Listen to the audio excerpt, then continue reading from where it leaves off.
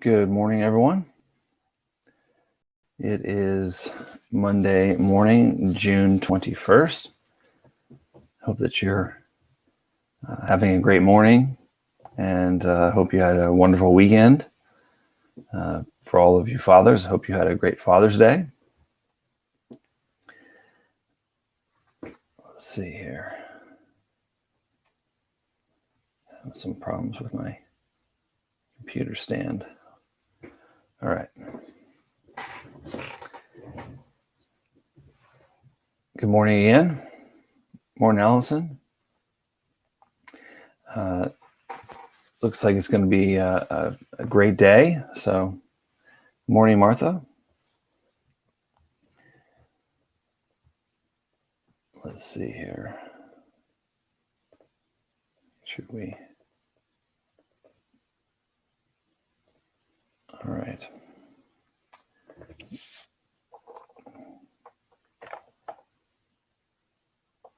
All right. Well, we'll go ahead and get started. This is something we do, every week, every Monday morning, 8:30 a.m.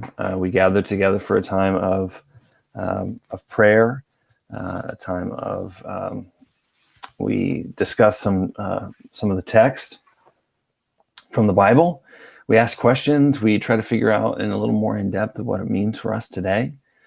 Please ask questions if you have them, or if you have any comments, anything that you wanted to add. We are all on this journey together, and we are all striving to figure out what the text means for us today. And so I do not believe that I am always right, or I have it all figured out. I am far from it. And so anytime we can ask questions and get new perspectives on a text, maybe see it through our own eyes, our own perspectives, and we share that, it helps us to even just grow deeper and see a new level of the text.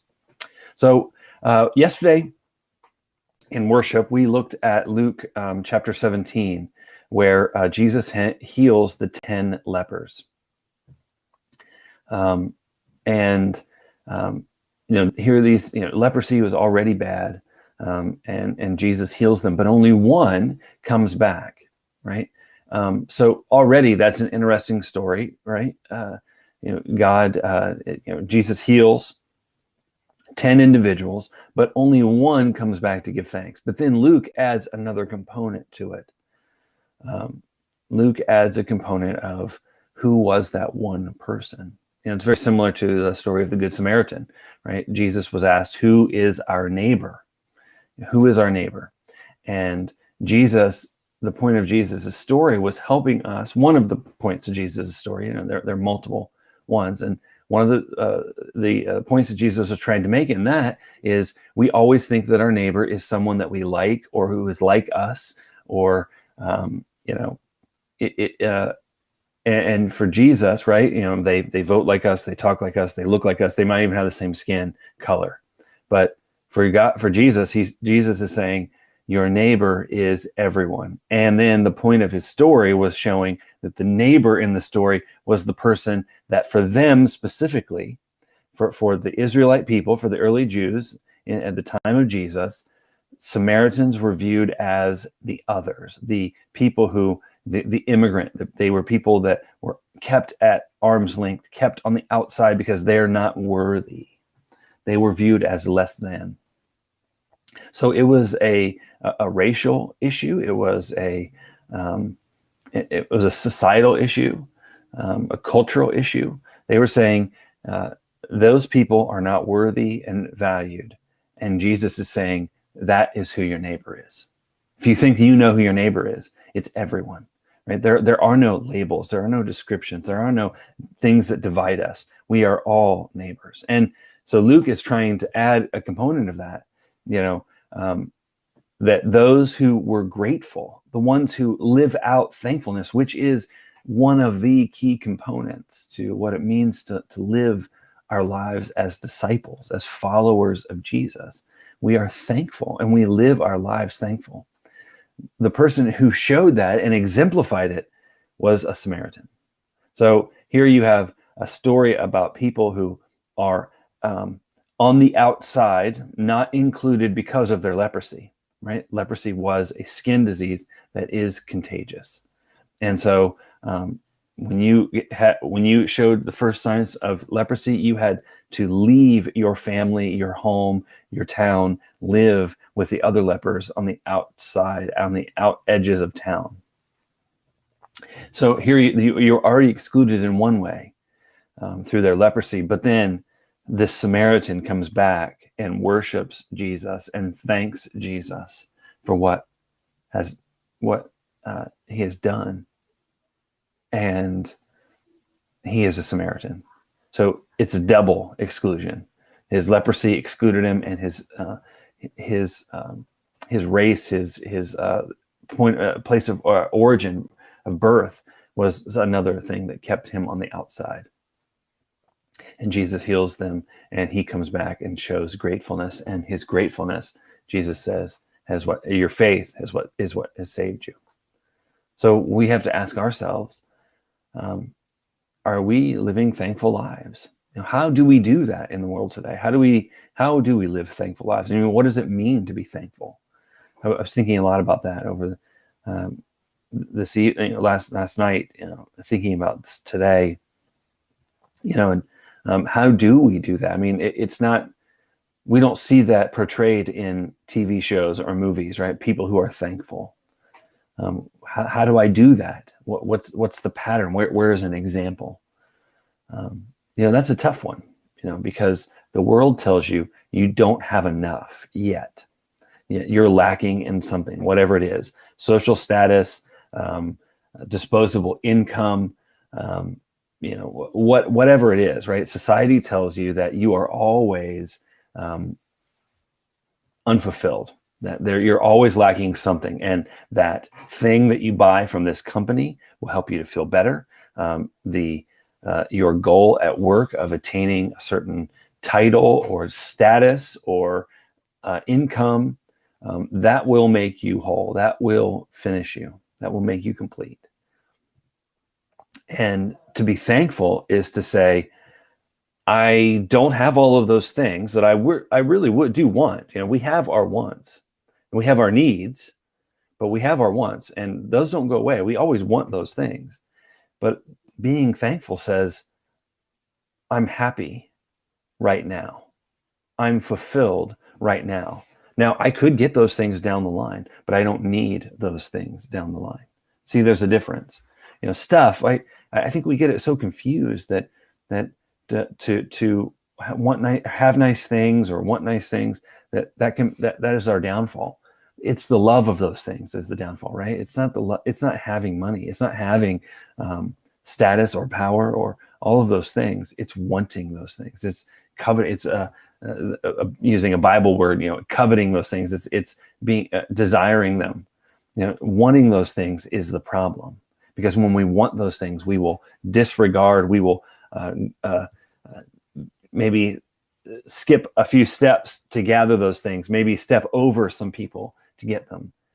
It's the love, it's the ends in which we will go to get those things. That is the problem. But if we're thankful, living a life of gratitude says, I don't have those things right now, even though they would be nice and I would want them, but I don't have them now. I'm not at that place now, but I'm thankful because there are so many things that I already have. Again, it's the grass is always greener. It's the lie that we have been told since our birth that you don't have enough yet. The more you get, whatever the more is, right? Whatever that stuff is, the more you have, the happier, more fulfilled, and more complete that you will be.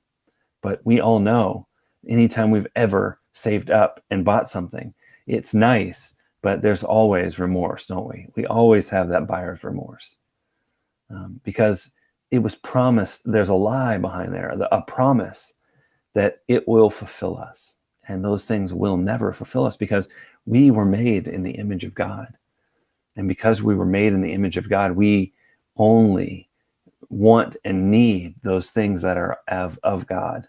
And when we gather those things, when we connect to those things, they help. They make us more whole and complete on a level that we don't even have words for, because we're doing what we were made to do. We're connecting with who we are, and that is children of God. So when we connect with the things of God, it fulfills us on a deeper level. Now, all that other stuff, again, it's nice and wonderful, but you don't need them to be whole. You don't need them to be thankful. That's what living a life of gratitude and thankfulness is all about. And so I'd encourage everyone with some homework this week. One way to begin the process of being thankful is to give thanks throughout the day. Thank God, thank people, and that it's the lesson that our parents tried to teach us as children, is that when we get into the habit of saying please and thank you, that it will hopefully rub off and sink into our very being, to our DNA, that they're not just words that we say, customary, it's like saying hello and goodbye. They're not customary sayings, but they're an attitude change, that it's who we are. We are thankful for when someone does something for us. We're thankful. And so one way to do that, one way in which we can do that is to offer thanks throughout the day. And so I encouraged everyone to say thank you to 3 different people every single day, to give thanks every single day. And that I can tell you this from my own personal experience, that as you begin to do this, and I'm not the best at it, I'm not saying that I'm there and I've reached this goal, but I can tell you that you begin to not even think about counting 3 people off. You begin to be just happier. Light, the weight that is around you, it's still there, right? And the problems don't go away, but they don't feel as heavy. And you begin to just being more thankful in general, not just seeking out ways to give thanks to someone. You find that you're more thankful in your own life. And so I would encourage you to find ways in which to say thank you each and every day. And after time, it will grow and progress, and you will be people who are thankful. We will be people who are thankful all the time. And it changes us. It really does. So some things to think about for today. As we go into a time of prayer, we certainly want to lift up Sherry Gray, who's Allison's friend. She fell at work last week and broke her leg. And so we certainly want to lift her up. That is not an easy thing. Continue to lift up Kathy Blackburn. She is in the hospital with a leg infection. So continue to look out for her. And Penny Bradford has surgery coming up this week. Pat Gear is recovering from surgery. David Grice has surgery coming up this week as well. So continue to lift them up. Reach out, send a card if you can, or a call. Let's go into this time of prayer. Gracious and holy God, we're thankful for the gift of fathers and a day where we can, if nothing else, one day to thank them, to reach out to them and let them know that we're thankful for the ways in which they've loved us and lived an example of what love looks like in the world. So God, we thank you. And we're thankful for all the things that you've done in our lives. We're thankful for the millions of miracles that you bestow on each of us every single day. Right? We're thankful for the gift of a new day, the opportunity to gather together over this technology, the fact that our heart is beating another day.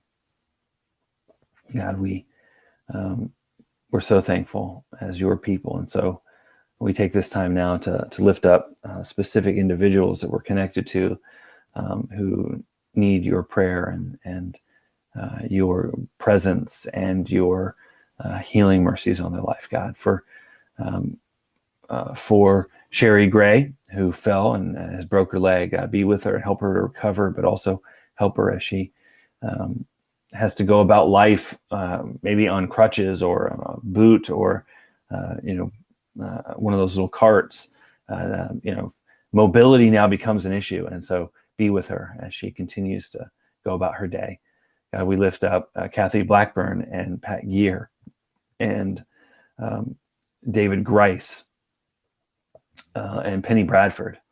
We lift up Carmen Molnar and Rodney Beebe, for Jane Long and baby Owen, for Angie Cronshaw, for Jim Royal and the family of Gary Crandall, the family of the McCabe family. Be with them, God, for Bruce Roberts and Joyce. God, for so many that we're connected to, and for those names that haven't been listed. God, be with them, watch over them, give them your presence and love, and help us. And God, give us the strength and wisdom to go out and to be your hands and feet in the world, to show love and compassion to our sisters and our brothers, our neighbors. And we know that when we do this, God, we're living out our faith. We're not just believing, but we're doing because of our belief. And so help us, God. Give us strength for this ongoing work of the kingdom. For it's in your name we pray. Amen. Thank you for gathering with me this morning. I hope that you enjoy the rest of your week. Please reach out if there's anything we can do to connect with you, to pray for you about, to talk with you. I'm here. Please leave a comment in the comment section, either here on Facebook or on YouTube, and we'll get right back to you. But hope that you have an amazing week, and we will see you back here for worship Sunday mornings, 9 and 10:30, either in person or online on Facebook and YouTube, and then back here Monday mornings, 8:30.